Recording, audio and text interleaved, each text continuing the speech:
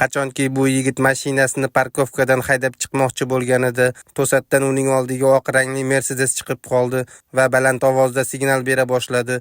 Marko allaqachon g'azabda edi. Bu esa uning jahlini yanada chiqardi. Ketishdan oldin Mercedes haydovchisi unga haqoratli imo-ishora ko'rsatdi va ketdi. Bu sabr kosasi to'lgan Marko uchun oxirgi chora edi. U gazni bosdi va Mercedesni quvishga tushdi, ammo uning eski mashinasi uni hech qachon quvib yeta olmasdi. Bundan tashqari Mercedes haydovchisi ustidan kuldi va unga sut qutisini uloqtirdi. Marko qahr-g'azabga to'ldi.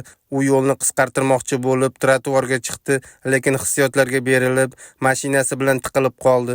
Mercedes ketib qolishidan oldin Marko mashinaning raqamini yodlab oldi. Shu vaqtdan boshlab uning qasos hikoyasi boshlandi. Uyiga borib telefonini oldi va raqam orqali mashina egasi haqida ma'lumot qidira boshladi. Manzilni olish uchun u hatto $79 sarflashdan ham cho'chimadi. Mercedes haydovchisining manzilini olgach, Marko to'g'ri o'sha joyga bordi. Ular bir-birlarini yuzma-yuz ko'rmaganliklari uchun ayol hech narsadan gumon qilmadi. Marko o'zini turar joy majmuasining pudratchisi deb tanishtirdi va ayyorlik bilan ichkariga kirdi. Ular garajga tushgach, aynan o'sha oq Mercedes ham o'sha yerda edi.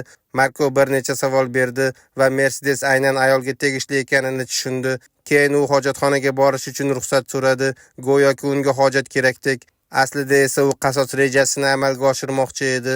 Hojatxonadan chiqqach, u hech narsa tushuntirmasdan tezda chiqib ketdi, ammo to'satdan ayol hojatxonadan sarg'ish suyuqlik oqayotganini ko'rib qoldi. Ichkariga kirgach, hojatxona bovul bilan ifloslanganini ko'rdi. Ayol darhol bu bevijdonni quvib yetmoqchi bo'ldi, lekin ulgurmadi. Ammo bu bilan hammasi tugamadi, chunki ayol ham Markoning mashina raqamini yodlab olgandi.